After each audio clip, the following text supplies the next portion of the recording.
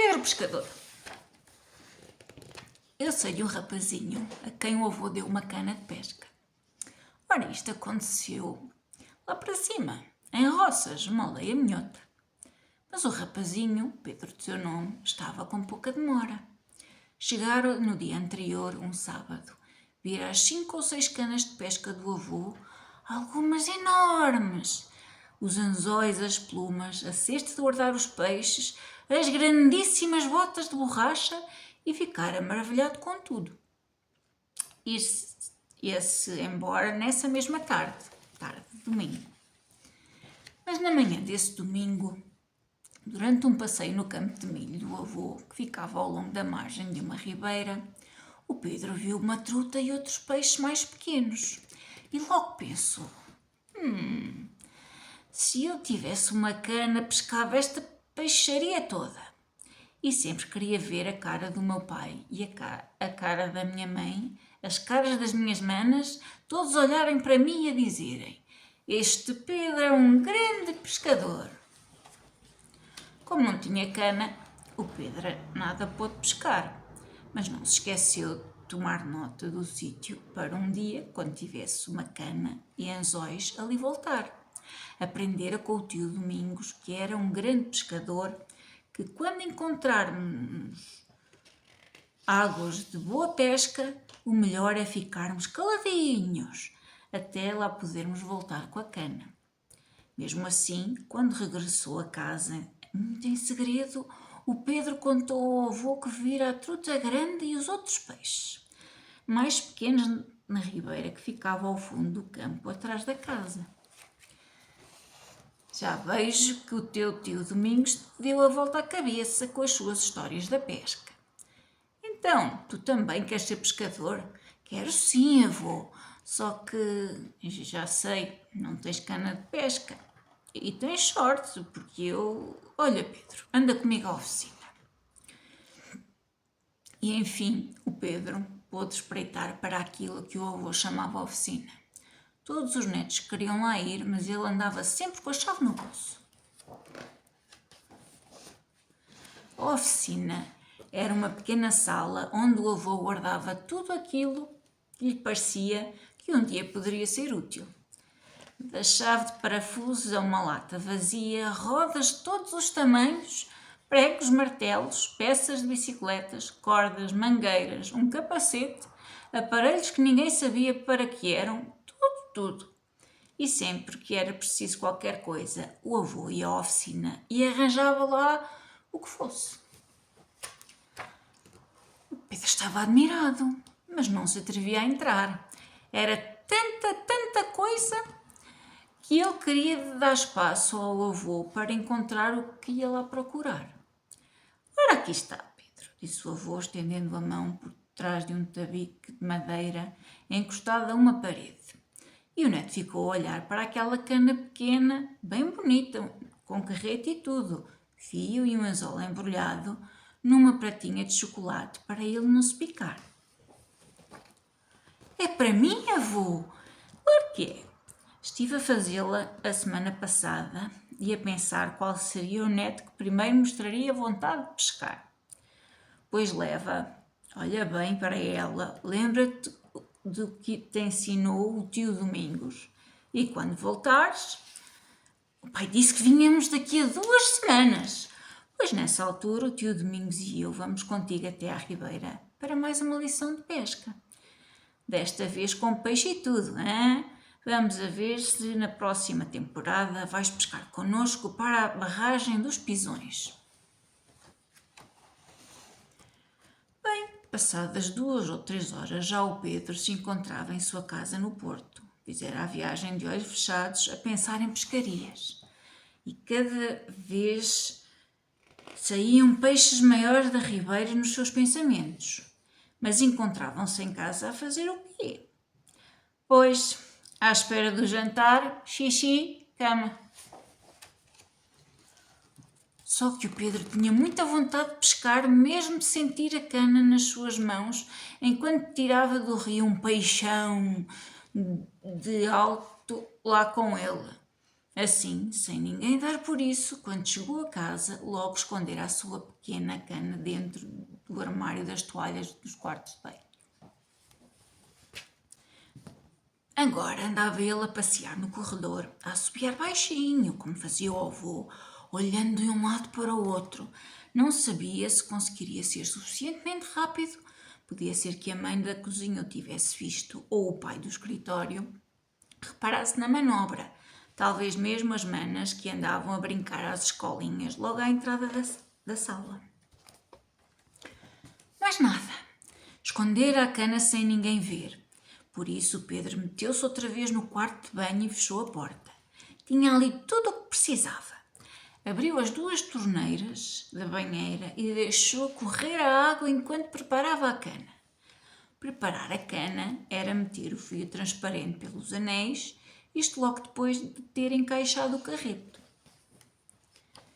Então, descalçou-se e arregaçou as calças até aos joelhos, entrando na banheira.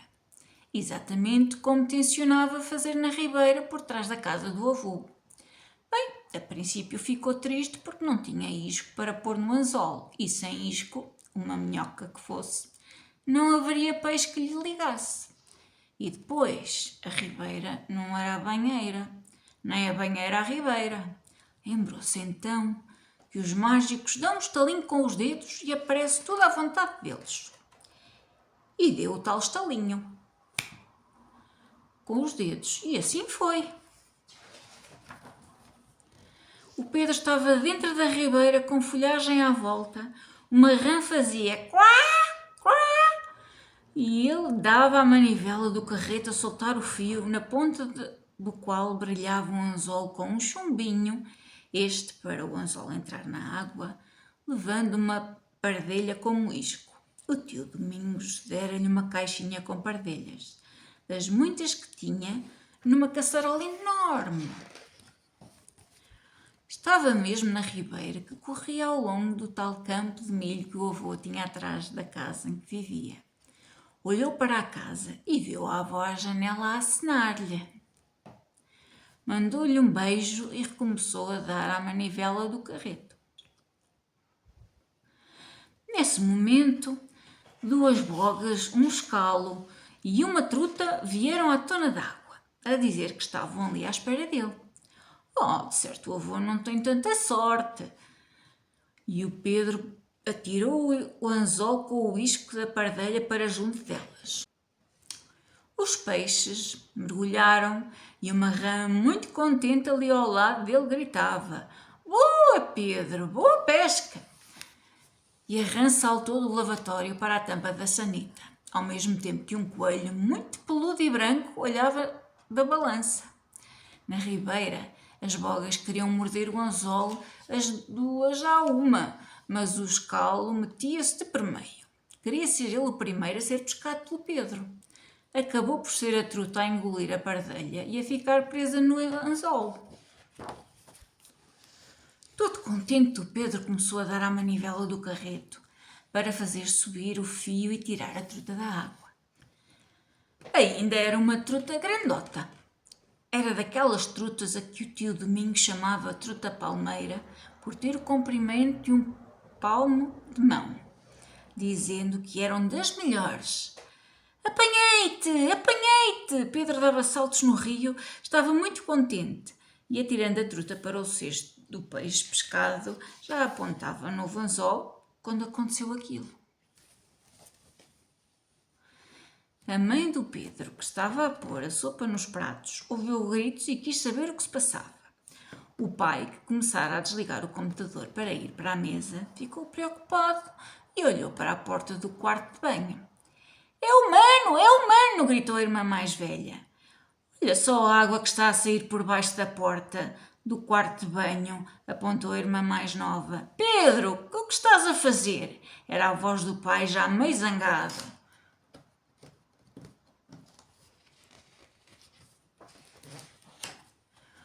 Pedro deu o estalido mágico com os dedos e logo se desmontou a cana e se desfez a magia. Desapareceu a ribeira de roças e apareceu o quarto de banho da casa do Porto. Escondeu a cana outra vez no armário das toalhas de banho e só então viu que molhara tudo. Não viu bogas, nem escalos, nem mesmo a truta, nem a rã que saltara da sanita para o lavatório, transformada em sabonete. Do anzol e do carrete nada, nem a paradelha do tio Domingos. O coelho era outra vez o par de chinelos da mana mais nova. E o Pedro pensou na possibilidade do pai fazer o mesmo, o que tantas alturas lhe prometia. Umas chineladas nos rabiós que cada vez que asneirava.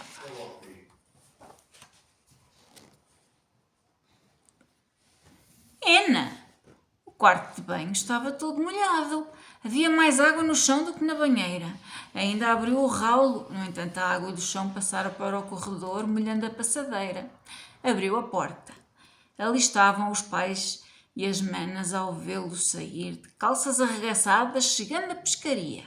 O pai tinha um chinelo na mão e a mãe o outro. Fez um sorriso muito lindo e, olhando para os pés descalços, estendeu as mãos. Obrigado, obrigado! E calçou os chinelos. Então, Pedro, a pergunta foi feita dos quatro. Nada, respondeu. Não foi quase nada, só um bocadinho de água caiu no chão e correu para o seu quarto. Quando se enfiou na cama, o Pedro já sabia, pelo cor das manas, que não podia contar com a torta de morango à sobremesa, nem com o filme de desenhos animados. E quando a mãe levou o jantar, as manas iam atrás dela a vê-lo e a chamar-lhe coitadinho do mano. Acontece que nem a mãe nem as manas podiam descobrir a truta palmeira que ele metera debaixo da almofada. Porém, os pais, na manhã seguinte, acabaram por descobrir a cana da pesca que o avô lhe fizera, metida no armário. Bem, mas o Pedro, nessa mesma noite, sonhou que tinha pescado um peixe do tamanho da sua casa no Porto, na ribeira que passava pelo campo de milho do avô, e que o avô lhe dera uma das maiores canas que tinha para ele poder pescar na ribeira de Roças, na barragem dos Pisões ou no mar, se lá houvesse peixes, e assim encher um grande cesto de trutas, palmeiras e outro grande cesto de bogas, escalos, sardinhas e pescadas. E mais sonhou que a avó lhe dizia assim: Olha, Pedro, nem o tio Domingos, nem o avô te ensinaram ainda que não se pescam trutas de calças enxutas? E ali estava ele na cama de castigo, mas as calças penduradas na cadeira estavam molhadas como as de qualquer pescador a sério. E a sério ou a brincar, sempre pescar uma truta de palmeira na banheira lá de casa.